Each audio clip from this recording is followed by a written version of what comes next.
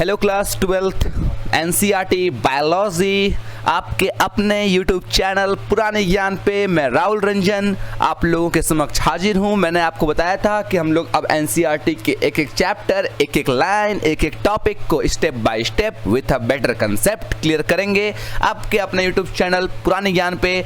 तो हम लोग शुरुआत करेंगे आज से बायोलॉजी को यूनिट नंबर 6 क्लास 12 का फर्स्ट चैप्टर रिप्रोडक्शन। तो रिप्रोडक्शन क्या होता है बच्चों? यहाँ पे मैंने एक हाईलाइटर का भी उपयोग किया आप लोगों के लिए, रेड हाईलाइटर का, जिससे मैंने उन सारी बातों को इंडिकेट किया है जहां से क्वेश्चन आने के चांसेस 95 से 100% रहेंगे और जहां से क्वेश्चन आ चुके हैं नीट और आपके बोर्ड एग्जाम में भी क्लास 12 के। तो मैंने उन सारी बातों को पहले से ही हाईलाइटर से हाईलाइट कर दिया है, तो मैं समझाते हुए चलूंगा और आपको उन हाईलाइटेड लाइन से काफ़ी हेल्प मिलेंगी अपने एनसीईआरटी को नोट्स बनाने में। याद रखिए, मैं बार बार कहूँगा कि खुद से बनाया हुआ नोट्स आपके टॉपिक को 75 से 80% कंसेप्ट इजीली क्लियर कर देगा। तो जितना ज़्यादा आप ध्यान दोगे खुद से नोट्स बनाने में, उतना बेटर कंसेप्ट आप कहीं से भी अचीव कर पाओगे। तो आप अगर हमसे जुड़े हो तो हम आपको हमेशा ऐसी बातें सिखाएंगे जो आपको सेल्फ डेवलपमेंट और कंसेप्ट इजीली क्लियर करेगा। तो शुरुआत करते हैं हम लोग अपने आज के टॉपिक को, रिप्रोडक्शन। रिप्रोडक्शन मीन्स क्या होता है बच्चों? री मीन्स होता है अगेन, प्रोडक्ट मतलब होता है प्रोडक्शन और सन मतलब होता है प्रोसेस। तो अगेन प्रोड्यूसिंग प्रोसेस को हम लोग क्या बोलते हैं? रिप्रोडक्शन, प्रजनन। ये जनन और प्रजनन की प्रक्रिया क्या कहलाती है? अगेन प्रोड्यूसिंग प्रोसेस को हम लोग रिप्रोडक्शन कहते हैं। दैट मीन्स कि कोई भी ऑर्गेनिज्म अपने जैसे ही अदर ऑर्गेनिज्म को डेवलप कराने की प्रक्रिया क्या कहलाती है? रिप्रोडक्शन। ठीक है, तो हम लोग इस यूनिट में 4 चैप्टर पढ़ने वाले हैं। उसमें से सबसे पहला चैप्टर हम लोग डिस्कस करेंगे रिप्रोडक्शन इन ऑर्गेनिज्म। अगर आप लोग बायोलॉजी हमारे इस YouTube चैनल पे नए हो तो आप हमारे पिछले वीडियो को देख लो, उसमें मैंने बता दिया है कि किस किस टॉपिक में किस किस क्लास 12 के कंटेंट को डिस्कस किया था मैंने। ओके, और अगर आप नए हो और एनसीईआरटी के शौकीन हो, आपको पता है एनसीईआरटी बेस है हमारा, तो अभी ही हमारे चैनल को सब्सक्राइब और लाइक कर लो कि लास्ट तक हम लोग पूरे इस बुक को ख़त्म करने वाले हैं। ट्राई करूँगा कि नीट के एग्ज़ाम के पहले ख़त्म कर लूँ। ओके, तो आप लोग का रिवीजन भी हो जाएगा और बहुत ही कंसेप्ट आपका क्लियर भी कर दूंगा और बहुत सारे क्वेश्चन भी डिस्कस कर लूंगा जो नीट एग्जाम में आने के चांसेस हैं। तो शुरुआत करते हैं हम लोग रिप्रोडक्शन इन ऑर्गेनिज्म को। देखो, इसमें इस टॉपिक में हम लोग कुछ ज़्यादा यहाँ पे ध्यान देने वाली बात नहीं है। इस पैराग्राफ में एकमात्र इंपॉर्टेंट बात है कि sexual mode of reproduction enables create a new variation so that survival advantage enhance. That means मैंने क्या बताया इसमें ए सेक्सुअल और सेक्सुअल की बात हुई है कि सेक्सुअल रिप्रोडक्शन जो होता है उसमें पता है आपको कि वेरिएशन होता है, इवोल्यूशन होता है, पेरेंट्स पार्टिसिपेट करते हैं, गैमेट्स पार्टिसिपेट करते हैं, इसलिए वहाँ पे सर्वाइव करने के चांसेस सर्वाइवल जो होता है उसके बहुत ज़्यादा चांसेस होते हैं सेक्सुअल में, क्योंकि वहाँ पे वेरिएशन और न्यू जनरेशन डेवलप करता है, तो सर्वाइवल के चांसेस काफ़ी ज़्यादा होते हैं सेक्सुअल रिप्रोडक्शन में in the comparison to the asexual reproduction. और कुछ खास नहीं है। नेक्स्ट पैराग्राफ में हम लोग बढ़ेंगे तो इस चैप्टर के रिगार्डिंग आएंगे। यहाँ पे एक साइंटिस्ट का नाम हमारे पास है पंचनन महेश्वरी। पंचनन महेश्वरी के बारे में सबसे इंपॉर्टेंट बात याद रखनी है आपको कि इनसे एकमात्र क्वेश्चन आपको पूछा जाएगा, father of plant embryology. Father of plant embryology के बारे में जब भी बातें आएंगी तो हम लोग किनका नाम लेंगे? पंचनन महेश्वरी के बारे में। तो पंचनन महेश्वरी जो है उनके बारे में एकमात्र बात याद रखना है आपको कि फादर ऑफ क्या है? वो प्लांट एम्ब्रायोलॉजी हैं। ठीक है, और कुछ खास क्वेश्चन यहाँ से नहीं आएगा। और पंचनन महेश्वरी जो होते हैं वो उन्होंने सबसे ज़्यादा वर्क किस टॉपिक पे किया था? सबसे ज़्यादा वर्क एम्ब्रायोलॉजिकल एस्पेक्ट और पॉपुलराइज्ड में किया था, मतलब एम्ब्रायोलॉजिकल फील्ड में उनका सबसे ज़्यादा काम था। ठीक है, तो इस बात को भी याद रखिएगा और कोई अदर क्वेश्चन यहाँ से अराइज नहीं होगा आपके लिए। डैट मीन्स कि और कुछ खास इस पैराग्राफ में हमारे लिए नहीं है। तो अब हम लोग पहुँचते हैं अपने चैप्टर में। Chapter number 1 reproduction in organism. यहाँ पे सबसे पहले चैप्टर के इंट्रोडक्शन में ही हमारे पास स्पॉन्जेस का डायग्राम दे दिया है। ये स्पॉन्जेस है, अंदर जिम्यूल्स बन रहे हैं। ओके, ये स्पोर फॉर्मेशन में देखेंगे हम लोग, ये इंडो स्पोर का एग्जाम्पल है। अब उसके बाद आगे हमारे पास रिप्रोडक्शन इन ऑर्गेनिज्म है। इसमें हम लोग 2 कैटेगरी देखने वाले हैं, एसेक्सुअल और सेक्सुअल। एसेक्सुअल का मतलब क्या होता है बच्चों? ए मतलब होता है विदाउट और सेक्सुअल मतलब होता है सेक्स गैमेट। दैट मीन्स जिसमें गैमेट का पार्टिसिपेशन नहीं होगा, ऐसे मोड ऑफ रिप्रोडक्शन को हम लोग एसेक्सुअल कहेंगे। अदरवाइज जिसमें गैमेट्स बनेंगे, पार्टिसिपेट करेंगे, फ्यूजन होगा, फर्टिलाइजेशन होगा, डेवलपमेंट होगा, जनरेशन होगा, इवोल्यूशन होगा, वह क्या कहलाएगा? हमारा सेक्सुअल रिप्रोडक्शन। क्या कहलाएगा? हमारा सेक्सुअल रिप्रोडक्शन। तो सेक्सुअल रिप्रोडक्शन में डेवलपमेंट, वेरिएशन, इवोल्यूशन देखने को मिलेगा। एसेक्सुअल में पेरेंट्स से बिल्कुल सिमिलर रहने वाला है हमारा प्रोजेनी। समझ में आ रही बात? तो ये बात थी हमारी चैप्टर के बारे में। शुरुआत करते हैं हम लोग। आपको पता होना चाहिए कि सबसे यहाँ पे इंपॉर्टेंट बात जो ध्यान देने वाली बात है वो क्या है, लाइफ स्पेन। लाइफ स्पेन क्या होता है बच्चों? लाइफ स्पेन होता है दोस्तों अपने बर्थ से लेकर नेचुरल डेथ तक को लाइफ स्पेन कहते हैं। देखो नेचुरल डेथ कहना अति आवश्यक है। अब तुम किसी को जाके आज जन्म लिया है कल मार दोगे तो वो तो हमारा नहीं कहलाएगा ना लाइफ स्पेन। किसी का कुछ हो गया, अचानक मृत्यु हो गई, ठीक है, तो नेचुरली अगर जो डेथ होता है किसी भी लिविंग ऑर्गेनिज्म का, उसी को हम लोग क्या कहते हैं, लाइफ स्पेन कहते हैं। कोई मर्डर कर दिया, कोई खून कर दिया, तो वो उसका नेचुरल डेथ नहीं कहलाता है, वो तो जुर्म हो गया, ठीक है। तो नेचुरल डेथ जब किसी ऑर्गेनिज्म का होता है अपने बर्थ से लेकर नेचुरल डेथ तक का समय को हम लोग क्या कहते हैं, उस ऑर्गेनिज्म का लाइफ स्पेन कहते हैं। तो ये एक लाइन थी यहाँ पे इंपॉर्टेंट जो आपको ध्यान देने वाली बात है, ठीक है, कि लाइफ स्पेन क्या होता है। तो लाइफ स्पेन जो होता है वो सेवरल ऑर्गेनिज्म जो होते हैं अपने लाइफ स्पेन जो होते हैं वो अपने स्पेस में डिफाइन करते हैं, अपने अकॉर्डिंग उनका डिपेंड करता है, उनके इन्वायरमेंट पे डिपेंड करता है, कहाँ रहते हैं वो, किस इन्वायरमेंट में रहते हैं, उन सारी बातों पे उनका लाइफ स्पेन डिपेंड करता है, ठीक है। और ख़ास बात क्या है यहाँ पे, तो लाइफ स्पेन जो होता है बच्चों वो डिफर करता है अपने साइज से, अपने अकॉर्डिंग उनके इन्वायरमेंट पे, ठीक है। तो लाइफ स्पेन बहुत सारे ऑर्गेनिज्म का जो होता है वो आपको पता होना चाहिए कि you may not life span organism not necessary correlated with the size. Organism के साइज से लाइफ स्पेन को कोई लेना देना नहीं है। डैट मीन्स कि ये नहीं कि एलिफेंट बहुत बड़ा ऑर्गेनिज्म है तो उसका लाइफ स्पेन हज़ारों साल होगा, ऐसा कुछ नहीं होता है। तो life span doesn't depend upon their size. उनके साइज से हम लोग लाइफ स्पेन की तुलना नहीं कर सकते हैं। कुछ ऐसे माइक्रो ऑर्गेनिज्म होते हैं जो जब से अर्थ बना है तब से अभी तक क्या है, इमॉर्टल है। डैट मीन्स वो मरा ही नहीं है। अदरवाइज सारे लिविंग ऑर्गेनिज्म क्या होते हैं, मॉर्टल होते हैं। कोई भी इमॉर्टल नहीं होता है। सबकी जिसका भी जन्म हुआ है उसका मृत्यु हुई एकमात्र क्या है यहाँ पे, सच है, ठीक है। तो मृत्यु एकमात्र सत्य है, इसी पे पृथ्वी टिका हुआ है। तो अब हम लोग बात करते हैं कि यहाँ पे देखो एग्जाम्पल दिया हुआ है कि mango tree has much shorter life span compare to peepal tree. दोनों का साइज मिला जुला के एक ही होता है, अदरवाइज फिर भी मैंगो का ट्री जो होता है उसका लाइफ स्पेन बहुत ही कम है in the comparison to the peepal के पेड़ से, ठीक है। तो पीपल के पेड़ से भाई छोटा लाइफ स्पेन है, लेकिन भाई साइज तो छोटा नहीं है। तो एग्जाम्पल इसलिए दिया हुआ था आपको कि लाइफ स्पेन को साइज से रिलेट नहीं करें। और कुछ खास तो यहाँ नहीं है। आगे बढ़ते हैं हम लोग। देखो यहाँ पे कुछ लाइफ स्पेन एनसीईआरटी में दिए हुए जिसको मैंने फिलअप कर दिया आपके लिए। एलिफेंट का 60 से 90 ईयर है, रोज 5 से 7 ईयर है, डॉग 20 से 30 ईयर है, बटरफ्लाई 1 से 2 वीक है, क्रो 15 ईयर है,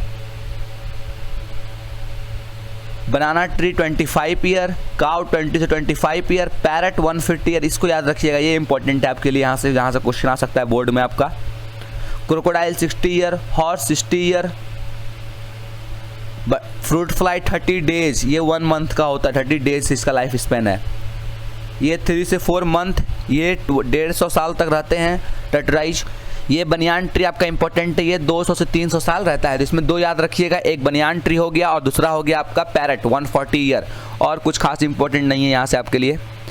तो आगे बढ़ते हैं हम लोग, बात करते हैं रिप्रोडक्शन के बारे में। Reproduction define as a biological process. Reproduction क्या है बच्चों, एक ऐसा बायोलॉजिकल प्रोसेस है जिसमें नए यंग वंस का जन्म होता है जो अपने पेरेंट्स से सिमिलर होते हैं स्पेसिस के अकॉर्डिंग। दैट मीन्स कि ह्यूमन बींग्स होमोसेपियंस का रिप्रोड्यूस करेगा तो होमोसेपियंस ही प्रोड्यूस होगा। कॉर्बस स्प्लेंडस का रिप्रोडक्शन होगा तो कॉर्बस स्प्लेंडस ही प्रोड्यूस होगा। मैग्नीफेरा इंडिका का करोगे तो मैग्नीफेरा इंडिका ही प्रोड्यूस होगा। तो दैट मीन्स क्या हुआ बच्चों कि बायोलॉजिकल प्रोसेस में न्यू यंग वंस जो डेवलप होता है वो अपने पेरेंट्स से क्या होते हैं, सिमिलर होते हैं, ओके। और वो बाद में मैच्योर होते हैं और फिर वही आगे जाके वो न्यू रिप्रोडक्शन में फिर वो खुद पार्टिसिपेट करता है। मतलब क्या हुआ कि पेरेंट्स ऑफ स्प्रिंग प्रोड्यूस किया, फिर ऑफ स्प्रिंग पेरेंट्स बना और फिर पेरेंट्स ऑफ स्प्रिंग प्रोड्यूस करेगा। तो यही बात चलती रहती है, यही साइकिल चलती रहती है, जिस कारण से स्पेसिस, किसी भी स्पेसिस का जो मेंटेनेंस है पॉपुलेशन, वो मेंटेन इसी कारण से है क्योंकि रिप्रोडक्शन जो होता है कंटिन्यूटी प्रोसेस है, एक चेन बनाए हुए है, जिस कारण से किसी भी स्पेसिस का मेंटेनेंस है इस पूरे लिविंग वर्ल्ड में। ओके, कोई दिक्कत नहीं हुआ होगा आप लोगों को यहाँ तक। तो प्रिंसिपल ऑफ इनहेरिटेंस और वेरिएशन देखेंगे हम लोग कि आखिर कैसे एक ही होमोसेपियंस स्पेसिस है और उसका लाखों करोड़ों वेरिएशन क्यों है।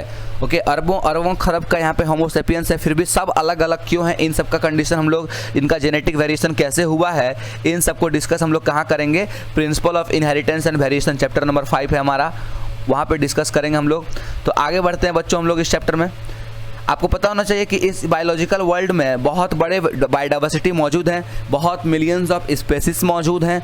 ओके, तो इन सब के लिए रिप्रोडक्शन करना जरूरी है। तो रिप्रोडक्शन कैसे करते हैं, किस पे डिपेंड करता है, उनका रिप्रोडक्शन प्रोसेस डिपेंड करता है उनका हैबिटेट पे, उनका इंटरनल फिजियोलॉजिकल फैक्टर पे, और बहुत सारी बातों पे उनका रिप्रोडक्शन डिपेंड करता है कि वो कैसे परिस्थितियों में रहते हैं, कैसा हैबिचुअल है उनका, क्या क्लाइमेट सुटेबल है उनका, उन सारी बातों पे उनका रिप्रोडक्शन प्रोसेस डिपेंड करता है। बहुत सारे फैक्टर रिस्पॉन्सिबल है रिप्रोडक्शन के लिए। ओके, तो यहाँ तक बात थी। आपको पता होना चाहिए रिप्रोडक्शन 2 तरह से होता है, मैंने शुरुआत में डिस्कस किया था आपको, सेक्सुअल और एसेक्सुअल। एसेक्सुअल रिप्रोडक्शन, ए मतलब क्या होता है विदाउट, और सेक्सुअल मतलब होता है gamete. That means a type of reproduction, a mode of reproduction in which the no participation of gametes, जिसमें गैमेट्स ना ही बनेंगे और ना ही फ्यूज करेंगे। जब बनेंगे ही नहीं तो फ्यूज करने की बात नहीं होगी। ओके, तो एसेक्सुअल में गैमेट्स पार्टिसिपेट नहीं करते हैं, सिंगल पेरेंट पार्टिसिपेट करता है, और ये बिल्कुल अपने पेरेंट से क्या होता है, 2 कॉपी होने वाला है, बिल्कुल सिमिलर होने वाला है, एक जैसा ही होगा। सिमिलर क्या बोलो, कॉन्ग्रुएंट बोल दूं मैं, एकदम एक जैसा ही होने वाला है। ठीक है, इसमें सिंगल पेरेंट पार्टिसिपेट करेंगे, विदाउट इन्वॉल्वमेंट ऑफ गैमेट होगा। और जब 2 पेरेंट पार्टिसिपेट करेंगे अपोजिट सेक्स के, और तब जब गैमेट्स बनेंगे भी और गैमेट्स फ्यूज भी करेंगे मेल और फीमेल, तब जो हमारा रिप्रोडक्शन होगा उसको क्या बोलेंगे, सेक्सुअल। तो सेक्सुअल रिप्रोडक्शन में गैमेट्स बनते हैं, गैमेट्स फ्यूज करते हैं, अपोजिट सेक्स पार्टिसिपेट करते हैं, कोई दिक्कत नहीं यहाँ तक, और ये होता है सेक्सुअल रिप्रोडक्शन।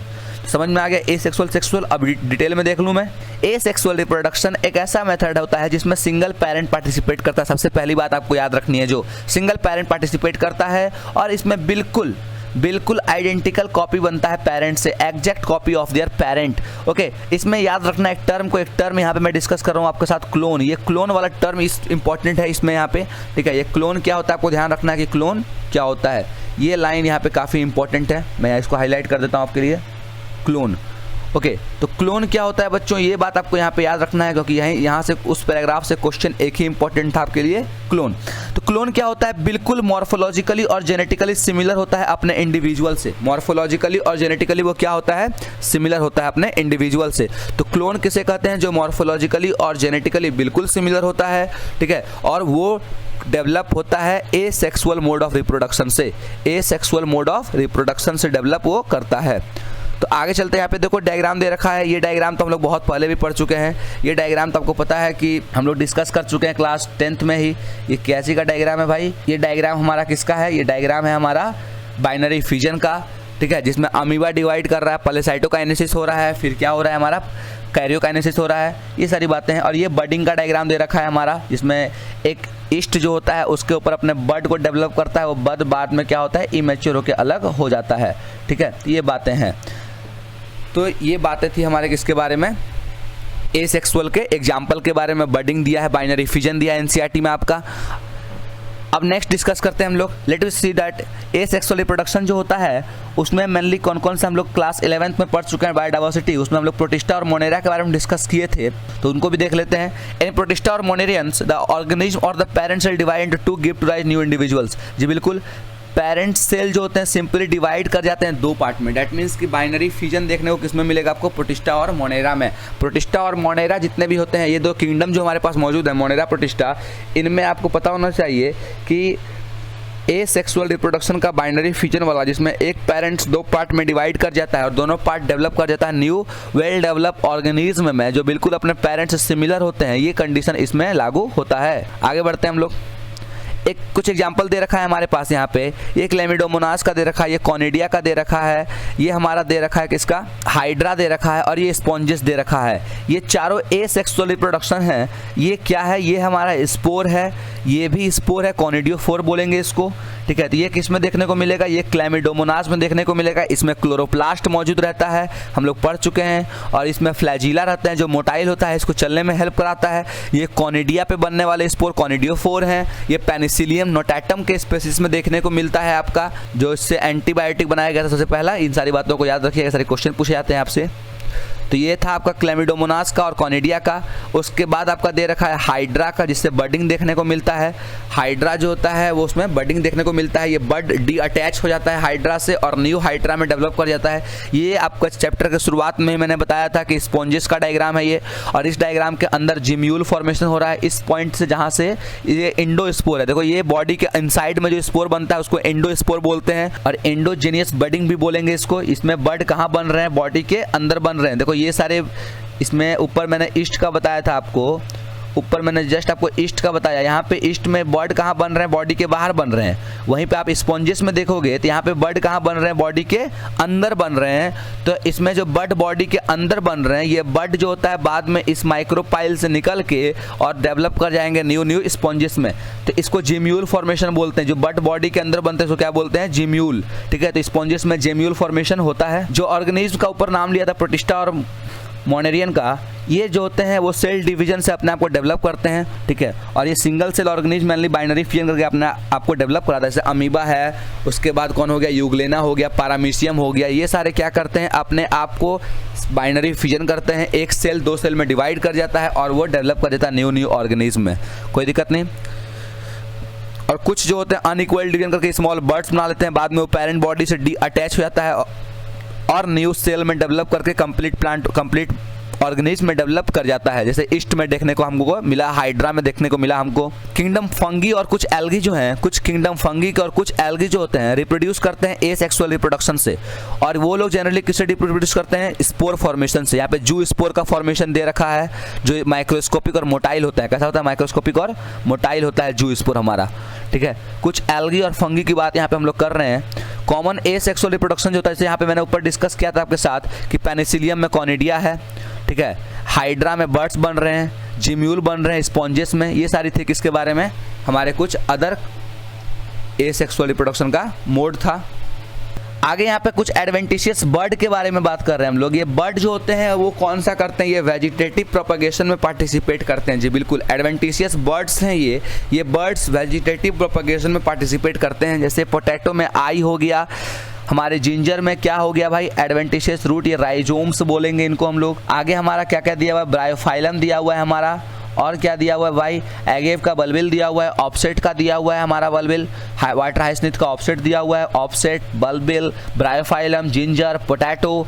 इन सब में कुछ ऐसे पार्ट मौजूद होते हैं इनके बॉडी में जिनसे हम लोग कंप्लीट प्लांट के इनके कंप्लीट प्लांट को डेवलप करा सकते हैं, इनके विदाउट रिप्रोडक्टिव पार्ट। देखो भाई, प्लांट का रिप्रोडक्टिव पार्ट किसे कहते हैं, हम लोग फ्लावर को कहते हैं। दैट मीन्स उसका रिप्रोडक्टिव यूनिट क्या हो गया, सीड हो गया। तो उनके रिप्रोडक्टिव यूनिट सीड को बिना उपयोग किए हुए other part of the plant body से अगर न्यू प्लांट को डेवलप करा देते हैं हम लोग, अगर न्यू प्लांट को डेवलप करा देते हैं हम लोग, तब उसको हम लोग क्या कहते हैं, वेजिटेटिव रिप्रोडक्शन या फिर वेजिटेटिव प्रोपगेशन। क्या कहते हैं, वेजिटेटिव प्रोपगेशन। और वेजिटेटिव प्रोपगेशन में जो पार्ट पार्टिसिपेट करता है उनको वेजिटेटिव प्रोपग्यूल्स कहते हैं। ये कुछ एंजियोस्पर्म का दे रखा है आपको, पोटैटो में आई हो गया, जिंजर में एडवेंटिशियस रूट हो गए, ये एगेव में बल्बिल हो गए, ब्रायोफाइलम में लीफ हो गया, वाटर हाइसनिथ में ऑफसेट हो गए। ये सारे पार्ट जो होते हैं वो डेवलप कर देते हैं न्यू प्लांट को। ये सारे रिप्रोडक्टिव यूनिट तो नहीं है बट फिर भी डेवलप करते हैं। तो वेजिटेटिव रिप्रोडक्शन लोग प्लांट में पढ़ चुके हैं क्लास 11th में, तो वहीं की बातें हैं ये सब हमारी। और भी कुछ एग्जाम्पल दे रखा है, देखो यहाँ पे runner, ribosome, sucker, tuber, offset, bulbs, इन सबके पास क्षमता होती है डेवलप करने की, और जिनके पास क्षमता है सीड को छोड़ के पूरे प्लांट बॉडी को डेवलप कराने की, उसको हम लोग कहेंगे वेजिटेटिव प्रोपग्यूल्स। क्या कहेंगे हम लोग, वेजिटेटिव प्रोपग्यूल्स। तो आई थिंक कि आप लोग को सारी बातें समझ में आ रही है। हमारे इस चैनल को सब्सक्राइब और शेयर और लाइक जरूर कर लें क्लास को, कि आगे भी लगातार क्लासेस आप मिस नहीं करें, सबसे पहले आपके पास पहुँचे नोटिफिकेशन। अब हम लोग आगे बढ़ते हैं, तो हम लोग बात करते हैं कि फॉर्मेशन ऑफ दिस स्ट्रक्चर जो होते हैं, इसमें दो पेरेंट्स की आवश्यकता नहीं पड़ी है। जाहिर सी बात है भाई, अब हम लोग पोटैटो का आई लगा रहे हैं तो इसमें पोटैटो में दो पेरेंट्स की आवश्यकता तो नहीं पड़ी। तो दो पेरेंट्स की अगर आवश्यकता नहीं पड़ रही है तो कौन सा मोड ऑफ रिप्रोडक्शन है, ये एसेक्सुअल मोड ऑफ रिप्रोडक्शन है। तो प्लांट के एसेक्सुअल मोड ऑफ रिप्रोडक्शन को क्या बोलते हैं हम लोग, वेजिटेटिव प्रोपगेशन, जिसमें वेजिटेटिव प्रोपग्यूल्स की मदद से न्यू प्लांट को हम लोग डेवलप कराते हैं। अब हम लोग बात करते हैं, यहाँ पे कुछ आगे दिया हुआ है, देखो भाई, बंगाल की तबाही लाने वाला कौन है, वाटर हाइसनिथ। वाटर हाइसिंथ बंगाल के खाड़ी में, टेरर ऑफ बंगाल कहते हैं, जो बंगाल की खाड़ी है वहाँ पे ये पूरा ऊपर फैल गया था। और ये क्या किया था कि बंगाल के खाड़ी में बे ऑफ बंगाल के वाटर से कंप्लीट ऑक्सीजन ड्रेन करना शुरू कर दिया था, सारे ऑक्सीजन को खुद उपयोग करने लगा। तो उस खाड़ी में, उस बे ऑफ बंगाल में क्या होने लगा, मछलियों में जो हो गया ऑक्सीजन की कमी होने लगी एक्वेटिक एनिमल्स में, और एक्वेटिक एनिमल्स मरने लगे, समझे। तो ये बात थी टेरर ऑफ बंगाल। क्यों कहते हैं इसको, तो टेरर ऑफ बंगाल इसलिए कहते हैं इसको टेरर ऑफ बंगाल क्योंकि ये वाटर हाइसिंथ जो है वो क्या किया था, सारे ऑक्सीजन को ड्रेन कर लिया था और मछलियाँ मरने शुरू हो गई थी, ठीक है। इसलिए हम लोग इसे टेरर ऑफ बंगाल कहते हैं। आपको पता होना चाहिए इसको इंट्रोड्यूस इंडिया में इसलिए कराया गया था क्योंकि इसके ब्यूटीफुल फ्लावर और लीफ के पत्ते के शेप को देख के, सोचो आकर्षक, ये खूबसूरती के कारण जो लोग थे वो धोखा खा गए, और धोखा खाने के कारण से क्या हुआ, बहुत सारे मछलियों को, बहुत सारे एक्वेटिक एनिमल्स को इसका नुकसान चुकाना पड़ा अपने मृत्यु से। तो ये इसलिए इसको टेरर ऑफ बंगाल कहते हैं। बंगाल में तबाही लाने वाला ये वाटर हाइसिंथ स्पेसिस है जो क्या किया था, सारे बंगाल की खाड़ी से ऑक्सीजन को ड्रेन कर लिया, और एक्वेटिक एनिमल में डिफिशियंसी ऑफ ऑक्सीजन के कारण से ये बहुत सारे एक्वेटिक एनिमल डेथ कर गए थे, ठीक है। और ये भाई वेजिटेटिवली प्रोपेगेट होता है, इस कारण से इसका नंबर काफ़ी जल्दी बढ़ गया। और आपको पता होना चाहिए कि इसको हटाना काफ़ी इम्पॉसिबल वाली बात थी, very difficulty to get rid of them, इससे छुटकारा पाना आसान नहीं था। तो आगे बढ़ते हैं हम लोग। आपको पता होना चाहिए पोटैटो, शुगर केन, बनाना, जिंजर, दाहलिया, ये सारे लोगों को भी कैसे कल्टीवेट, इन सारे प्लांट के स्पेसिस को भी कैसे कल्टीवेट करते हैं हम लोग, वेजिटेटिव प्रोपेगेशन से। शुगर केन का देखते हो कि जहाँ पे नोड रहता है वहाँ से काट के लगा देते हैं गन्ना का, तो वहाँ से नया गन्ना का पौधा भी डेवलप कर जाता है। पोटैटो में आई होता है जिनको बर्ड्स बोलते हैं हम लोग, पोटैटो ट्यूबर जहाँ से डेवलप करता है। राइजोम होता है जिंजर में, अभी थोड़ी देर पहले मैंने डिस्कस किया था आपके साथ राइजोम, जिसको एडवेंटिशियस रूट लिखा हुआ है ऊपर डायग्राम में एनसीईआरटी में आपका। तो आगे बढ़ते हैं हम लोग, और कुछ खास तो यहाँ पे है नहीं। ब्रायोफाइलम के पत्ता में नोचेस थे जहाँ से डेवलप कर रहे थे न्यू। अब यहाँ पे एक इंपॉर्टेंट लाइन है आपके लिए, like algae and fungi and they shift to sexual method of reproduction before onset of adverse condition. जी बिल्कुल, ये लाइन आपके लिए थोड़ा सा इंपॉर्टेंट है कि कुछ एल्गे और फंगी जो होते हैं, जब उनका कंडीशन एडवर्स हो जाता है, दैट मीन्स कि अनफेवरेबल कंडीशन में जब वो चले जाते, मैंने शुरुआत में आपके साथ डिस्कस किया था कि रिप्रोडक्शन में कंडीशन में क्लाइमेटिक बहुत डिपेंड करता है, दैट मीन्स उनका हैबिटेट डिपेंड करता है, किस परिस्थिति में रहते हैं, ये भी बहुत ज़्यादा असर डालता है, ठीक है। तो जब यहाँ पे बात कर रहे हैं हम लोग कि एल्गी और फंगी जो है वो सेक्सुअल मेथड में भी शिफ्ट कर जाते हैं कभी कभी, जब उनकी परिस्थितियां क्या हो जाती है, एडवर्स हो जाती है। जब विपरीत परिस्थितियों से वो गुजरते हैं तो वो अपने आप को एसेक्सुअल को छोड़ के कंजुगेशन जो प्रोसेस था हमारा, जो हम लोग आगे पढ़ेंगे, उस पर ये शिफ्ट कर जाते हैं। दैट मीन्स कुछ एल्गी और फंगी के species sexual method of reproduction को भी फॉलो करते हैं।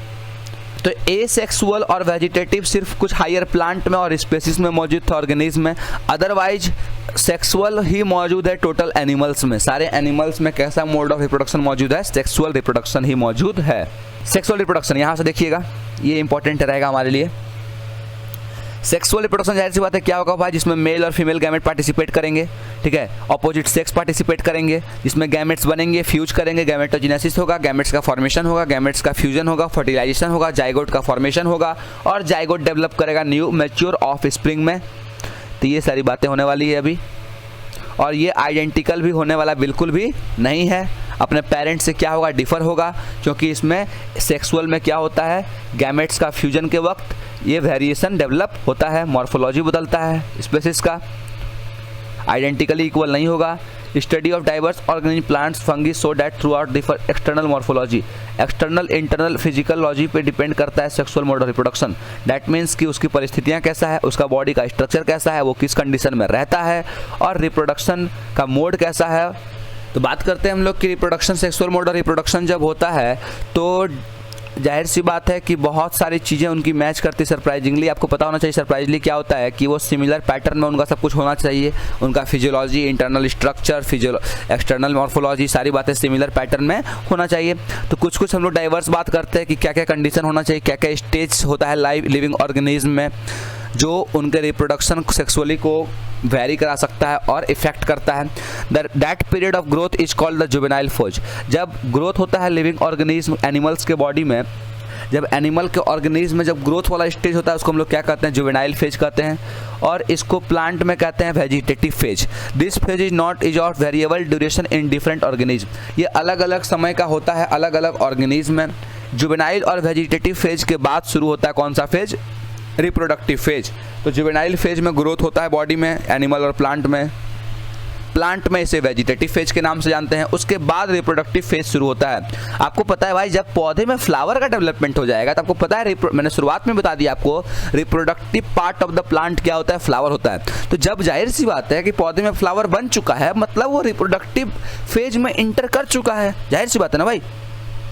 तो क्या कि रिप्रोडक्टिव पार्ट क्या है, फ्लावर है ये प्लांट का। तो जब फ्लावर बन गया तो रिप्रोडक्टिव फेज में वो इंटर कर गया। तो जुवेनाइल फेज के बाद क्या होता है, रिप्रोडक्टिव फेज होता है। यहाँ पे बहुत सारे प्लांट के बारे में एग्जांपल दे रखे हैं कि फ्लावरिंग कब होता है, कितने समय में होता है, जुवेनाइल और मैच्योर में।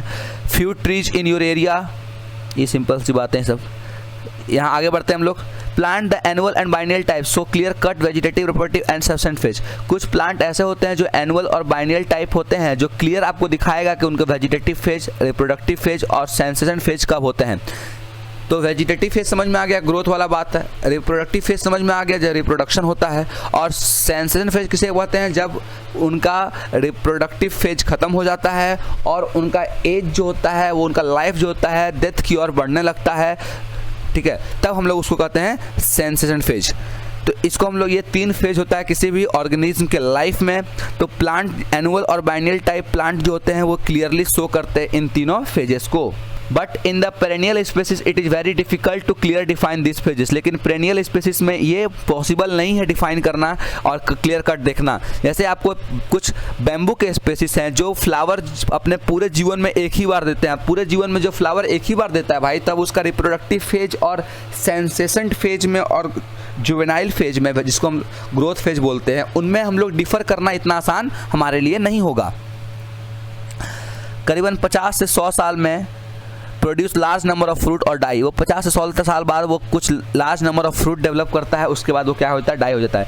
एक अलग एग्जांपल दे रखा है हमारे लिए, स्ट्रोबिलैंथस कुरंथियाना, जिसको नीला कुरंजी बोलते हैं हम लोग। वो 12 साल बाद जो होता है फ्लावर देता है हमेशा, ठीक है। तो यहाँ पे आपका एनसीईआरटी में 2006 में बताया गया है कि अक्टूबर 2006 में फ्लावरिंग किया होगा। बट ये पुरानी ही बातें हैं, क्योंकि 12 साल बाद तो भाई 6 से बात करेंगे तो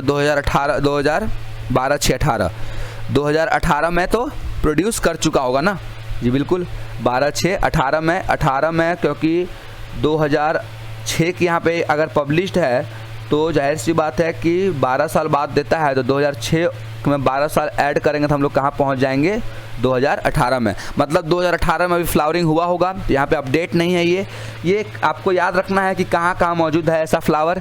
केरला, कर्नाटक और तमिलनाडु में ये ब्लू कलर का फ्लावर होता है जो बहुत सारे टूरिस्ट को अपनी तरफ खींचता है। बहुत सारे एनिमल्स में जुवेनाइल फेज जो होता है वो मॉर्फोलॉजिकल और फिजियोलॉजिकल चेंजेस के साथ उसको आगे रिप्रोडक्टिव फेज की ओर ले जाता है।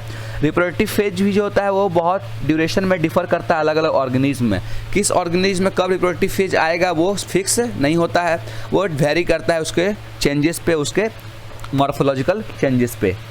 आपको पता होना चाहिए कि कुछ एनिमल जो होते हैं जैसे बर्ड्स हो गए वो अंडा देता है। अदरवाइज कुछ एनिमल जो होते हैं जैसे फ्रॉग, लिजर्ड्स, ये लोग भी अंडा देते हैं, ठीक है। तो यहाँ पे बात हम लोग करने वाले हैं ब्रीडर्स के बारे में कि कुछ अंडा देने वाले होते हैं, कुछ बच्चे को जन्म देने वाले होते हैं, ठीक है। तो कुछ सीजनली अंडा देते हैं और कुछ कंटिन्यूअसली प्रोड्यूस करते हैं बेबी को।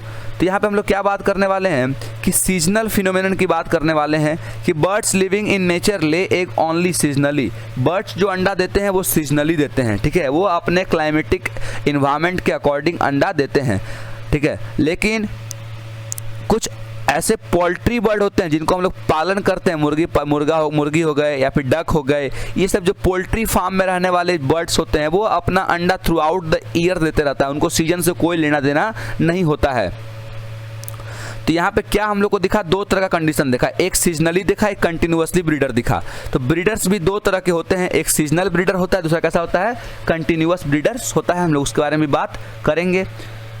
उसके पहले ये बहुत ही इंपॉर्टेंट लाइन है आपके लिए, ध्यानपूर्वक जो ये हाईलाइटेड आपको रेड मार्कर से दिख रहा है, ये बहुत ही इंपॉर्टेंट लाइन है आपके लिए, समझिएगा कि इन नॉन प्राइमेट एनिमल, जैसे नॉन प्राइमेट किनको बोलेंगे हम लोग, काउ, सीप, रैट, डियर, डॉग, टाइगर, सब क्या कहलाएगा, नॉन प्राइमेट्स। और प्राइमेट्स में ह्यूमन मंकी आने वाला है, ह्यूमन मंकी एप्स क्या आने वाला है प्राइमेट्स में, ठीक है। तो नॉन प्राइमेट्स में जो उसके बॉडी में फीमेल के, नॉन प्राइमेट्स के फीमेल ऑर्गेनिज्म के बॉडी में जो एग, जो उनका फीमेल गैमेट है, उनका मैच्योर होकर प्रोड्यूस होने वाले साइकिल को कहते हैं हम लोग क्या, स्ट्रस साइकिल। याद रखिएगा, नॉन प्राइमेट्स में जो उनके बॉडी में फीमेल गैमेट है, उनको प्रोड्यूस होकर मैच्योर होने वाला साइकिल जो कहलाता है, जैसे मासिक चक्र कहते हैं हम लोग, तो उनके मासिक चक्र को हम लोग किस नाम से जानते हैं, स्ट्रस साइकिल के नाम के। तो नॉन प्राइमेट्स में कौन सा साइकिल चलता है, स्ट्रस साइकिल। और हमारे फीमेल में, ह्यूमन बींग्स के फीमेल में, या फिर मंकी के फीमेल में, या फिर एप्स के फीमेल में कौन सा साइकिल चलता है, मेंस्ट्रुअल साइकिल। तो मेंस्ट्रुअल साइकिल 28 डेज का होता है, जबकि स्ट्रस साइकिल 24 से 72 आवर्स का होता है, ठीक है। तो 24 से 72 घंटे का होता है स्ट्रस साइकिल, और नॉन प्राइमेट्स में चलता है। और प्राइमेट्स में मेंस्ट्रुअल साइकिल चलता है, ह्यूमन बींग्स में, एप्स में, मंकी में कोई दिक्कत नहीं। तो ये स्ट्रस और मेंस्ट्रुअल साइकिल दोनों में क्या होता है, फीमेल ऑर्गेनिज्म में ओवा, जिसको हम लोग फीमेल गैमेट कह सकते हैं, फीमेल गैमेट मैच्योर होता है और प्रोड्यूस होता है। अब मैंने आपको कहा था कि कुछ ब्रीडर सीजनल होते हैं, कुछ ब्रीडर कंटिन्यूअस होते हैं। सीजनल ब्रीडर मैंने आपको समझा दिया कि according to the climatic changes, according to the climatic environment, वहाँ पे वो एग लाइंग करेंगे, अपने ऑफस्प्रिंग को प्रोड्यूस करेंगे। और continuous breeder through out the year production करते रहते हैं अपने ऑफस्प्रिंग का। कोई दिक्कत नहीं यहाँ तक। यहाँ एक सच्चाई लिखी हुई है, the end of reproductive phase, ये सच्चाई है भाई। The end of reproductive phase can be considered as one of the parameter of sensation और ओल्ड एज। जी बिल्कुल बात है, सही है कि रिप्रोडक्टिव फेज के बाद बुढ़ापा आता है, ढलने का उम्र आ गया, ठीक है। रिप्रोडक्टिव फेज जवानी का समय था, उसके बाद जवानी खत्म तो बुढ़ापा चालू, और ओल्ड एज जाके हमारे जीवन की प्रथम और आखिरी सत्य, यही प्रथम सत्य है और यही आखिरी सत्य है कि ओल्ड एज जाके डेथ में चेंज हो जाता है। बोथ प्लांट और एनिमल्स, खास बात हम लोग समझ में आ गई, बात नहीं, ये क्या लिखी हुई थी।